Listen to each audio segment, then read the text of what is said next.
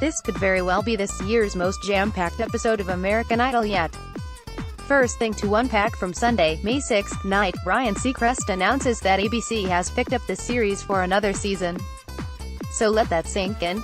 He also confirms that all contestants who made the top 7 will be going on tour this summer. Ahead of all that, the 7 remaining singers are tasked with singing 2 songs, one from the Prince catalog and one from the year they were born.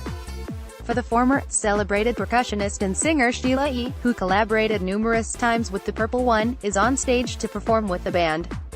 Additionally, Nick Jonas mentors the gang through their birth year selections.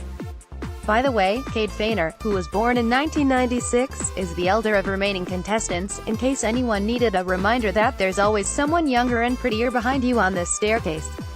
The youngest of the bunch are Gabby Barrett and Katie Turner, each born in 2000. The final item worth noting is that Katy Perry, who previously showed up dressed as Snow White for Disney Week, is donning a black wig atop her blonde, pixie cut that's reminiscent of, well, 2008-era Katy Perry.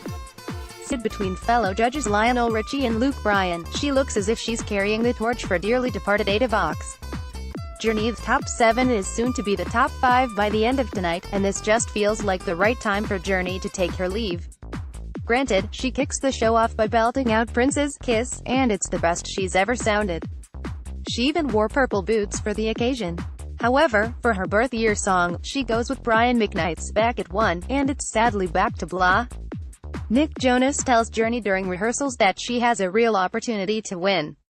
Oh, Nick, but she overdoes an already bland ballad with far too many runs. I'll be astonished if she's still around when the clock strikes 10 p.m. Gabby Barrett. Back in 2000, there was a kick-ass remix of Leanne Womack's I Hope You Dance by Brian Rawling, who was part of the Metro production team that whipped up hits for Cher and Enrique Iglesias. It sounded like a cross between Believe and Be With You, the Salad Days. Alas, Gabby does not go with said mix. Rather, she opts for Womack's tried-and-true ballad Virgin John, and it's another technically perfect performance from Idol's resident country gal. More exciting is her Prince selection, How Come You Don't Call Me Anymore. Gabby channels her church days for the tune, and the performance leaves Lionel saying, "That was what you call, my dear, ownership." Michael J. Woodard, I Would Die For You, isn't the most obvious hit in the Prince catalog, and Michael isn't the most obvious contestant. So it's a perfect pairing. He fumbles the lyrics a bit, but with Sheila E.'s expert accompaniment and Michael's ability to cover any mistakes on stage with a few ad-libs and his smile, it's barely noticeable. Less inspired is Michael's take on Celine Dion's My Heart Will Go On. When he also admits that he's never seen Titanic, I reach for my pacemaker. As much as I truly want Michael to succeed, he gets lost in the enormity of the song. It's another good example of why the kids should just not try it with legends like Celine, Whitney and Adele. Cade Fainer. Old man Cade puts his spin on Jewels, Who Will Save Your Soul. That basically means he starts off soft with the song, then eventually works his way up to his trademark growl.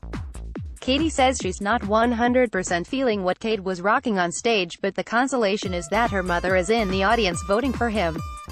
He fares better with his funky rendition of the Prince-penned Jungle Love, which was a 1985 hit for the time.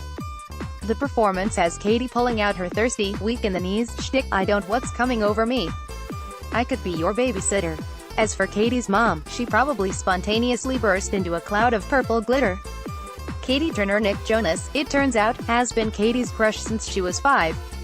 She's too uncomfortable to look him in the eyes but takes his advice to heart enough to turn out a solid, swingin' 60s reinvention of Oops, I Did It Again. Katie tells Katie, it sounds like you were Amy Winehouse singing a Britney Spears song. On the flip side, the teenage contestant has a disastrous showing with the Prince-penned Bangles performed 86 Smash Manic Monday. She completely botches the first verse, and those few seconds feel like a painful eternity. Luke consoles Katie by saying she's not had one glitch in the competition until tonight, but I can't shake the feeling that this might have been a fatal mistake. Caleb Lee Hutchinson. Nothing seems to faze Caleb. That easy confidence combined with his talent has kept him afloat all this time. His country boy take on country pop hit Amazed by Country band Lone Star is as good as you would expect. Like with Gabby, there's not much to say when Caleb stays put in his wheelhouse. It's when he steps outside of the box that we're reminded what a star Caleb truly is. He starts off his When Doves Cry performance armed with just his acoustic guitar. By the end you're kind of wishing for a full Caleb Lee Hutchinson album of Prince covers. Maddie Popimity didn't have the highest self-esteem at the onset of the competition. Remember when her only goal was to land in the top 24? Week after week, though, her confidence has grown, and here she is sitting behind a purple illuminated piano doing a lovely rendition of Prince's composition, Nothing Compares to You, No. One Hot 100 hit for Sinead O'Connor in 1990, she swaps the ivories for an electric guitar when singing birth year hit If It Makes You Happy by Sheryl Crow, and it's also a knockout. A month ago I wouldn't have predicted that Maddie would be in the top 7. Now I'm pondering if she could, at the very least, make it to the runner-up position on finale night. Results like last week, Idol airs simultaneously in every U.S. time zone, with voting results announced at the end. No surprises here, this time around we say adios to Journey and Katie. That means Caleb, Maddie, Kate, Gabby and Michael are the official top 5. They next jet off to Nashville to be mentored by Season 4 winner Carrie Underwood. Superfan Gabby is gonna need a sedative, yo.